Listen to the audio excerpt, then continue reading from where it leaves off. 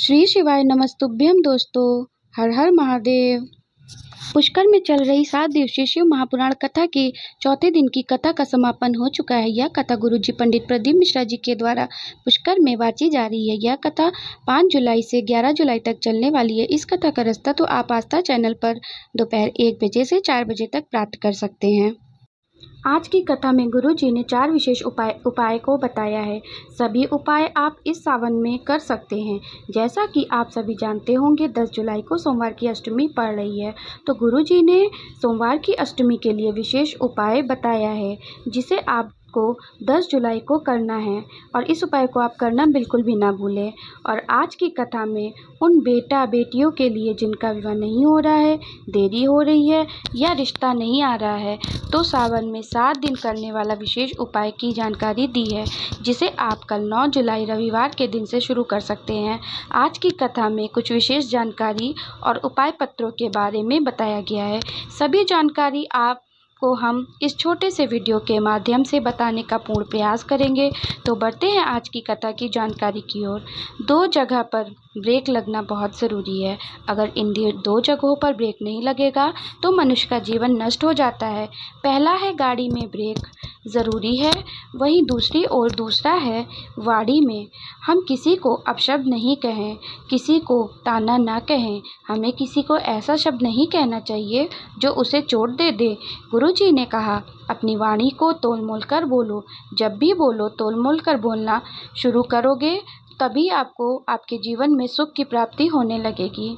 एक बार किसी ने प्रश्न किया कि किस्मत वाला किसे कहते हैं। इस पर गुरुजी ने बताया, किसी के पास बहुत अधिक धन है तो उसे किस्मत वाला कहेंगे। क्या कोई बहुत सुंदर है तो क्या उसे किस्मत वाला कहेंगे, या फिर किसी के घर में बेटा बेटी हो, फिर बहुएं हों और पोता पोती हो गए हों, तो क्या उन्हें किस्मत वाला कहेंगे।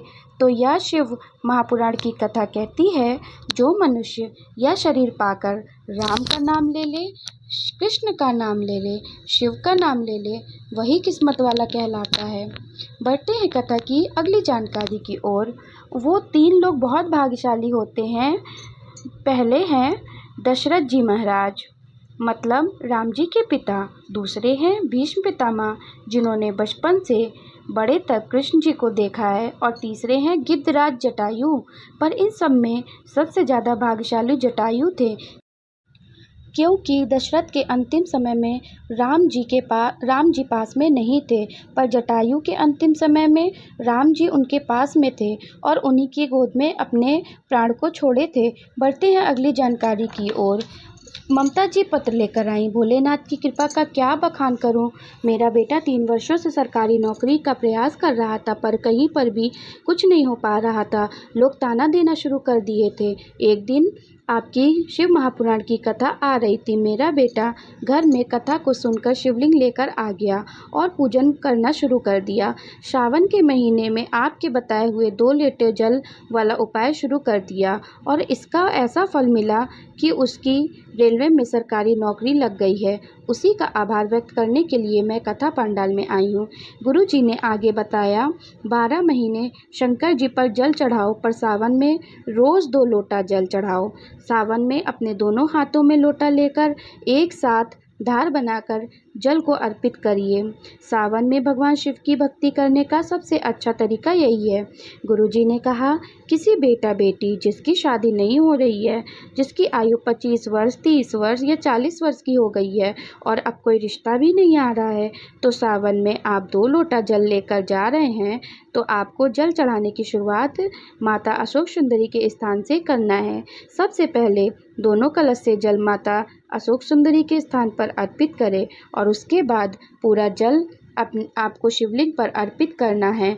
श्री शिवाय नमस्तुभ्यम का जाप भी साथ में करते रहना है। इसके बाद गुरुजी ने कहा, लगातार 7 दिन तक इस प्रकार से जल चढ़ा दिया है तो यह निश्चित है कि 3-4 महीने में आपके विवाह के योग बन ही जाएंगे। 3 सूत्र गुरुजी ने बताए, जिन्हें आपको अपने जीवन में उतारना चाहिए।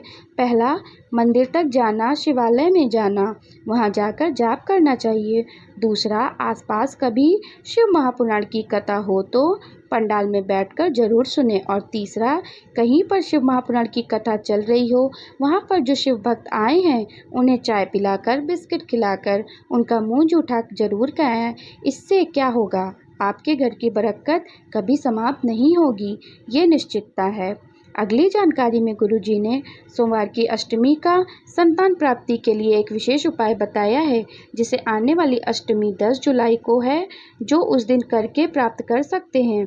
गुरुजी ने कहा, अगर संतान प्राप्ति नहीं हो रही है किसी कारणवश, 10 साल, 15 साल या 20 साल भी हो चुके हैं, तो आपको एक प्रयास करना है।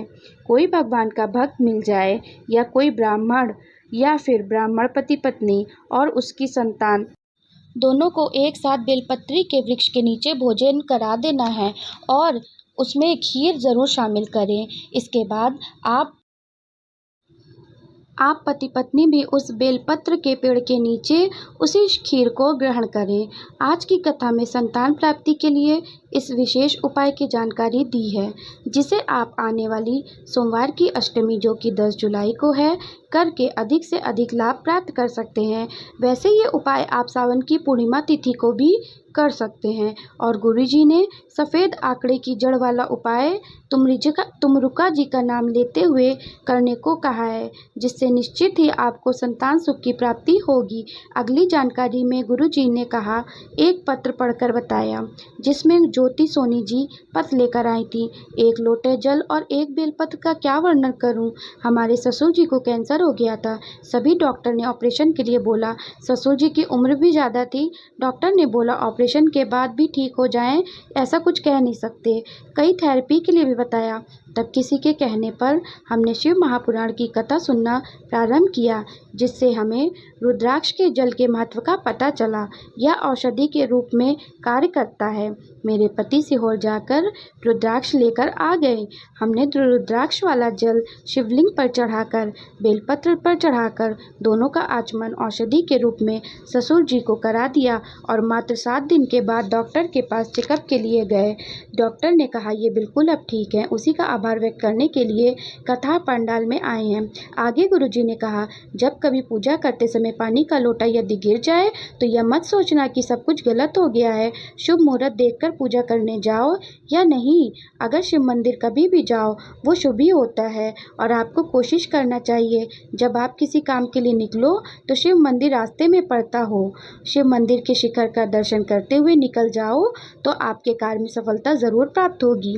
अगर आपको पता लग गया हो कि आपको डॉक्टर के पास जाना पड़ सकता है और कहीं डॉक्टर आपको कहीं बहुत बड़ी बीमारी ना बता दे, तो इस सावन में बिल्कुल नया उपाय करना है। गुरुजी ने आज की कथा में बेलपत्र वाला उपाय बताया है। पहली बेलपत्र आपको माता अशोक सुंदरी के स्थान पर अर्पित करना है और डंडी का मुख जलाधारी की ओर हो। और दूसरा बेलपत्र माता पार्वती के हस्तकमल में इस तरह से अर्पित करें कि डंडी का मुख आपकी ओर होना चाहिए। फिर तीसरी बेलपत्र आपको शंकर भगवान की शिवलिंग के ऊपर अर्पित करना है, जिसमें डंडी का मुख आपसे विपरीत दिशा में होना चाहिए। इसके बाद जो आप 2 कलश जल आप लाए हैं, उसे इन्हीं 3 जगहों पर अर्पित करना है। जल को पहले अशोक सुंदरी की जगह पर, फिर हस्तकमल पर, उसके बाद पूरा जल शिवलिंग पर अर्पित कर देना है। जहाँ जहाँ बेल पर अर्पित करी है, वहाँ वहाँ जल भी अर्पित करना है। जल अर्पित करते समय श्री शिवाय नमस्तुभ्यम मंत्र का जाप जरूर करें। इसके बाद जल का आचमन कर लेना है। भोले बाबा आपको बड़ी बीमारी नहीं होने देंगे। सावन में जो व्यक्ति इस उपाय को करता है, उसे कभी कोई बीमारी हो ही नहीं सकती। सावन में आप ये उपाय कभी भी कर सकते हैं, वो चाहे तो आने वाली सोमवार की अष्टमी को भी कर सकते हैं। आपके उपाय से रिलेटेड कोई प्रश्न है तो कमेंट बॉक्स में ज़रूर पूछें। और यदि मेरी वीडियो आपको अच्छी लगी हो, ज्ञानवर्धक लगी हो, तो अपने दोस्तों के साथ शेयर कीजिए, लाइक कीजिए और कमेंट बॉक्स में हर हर महादेव ज़रूर टाइप कीजिएगा। और हाँ, अभी तक सब्सक्राइब नहीं किया है तो प्लीज़ जाकर चैनल को सब्सक्राइब करें। हर हर महादेव, जय शिव शंभू।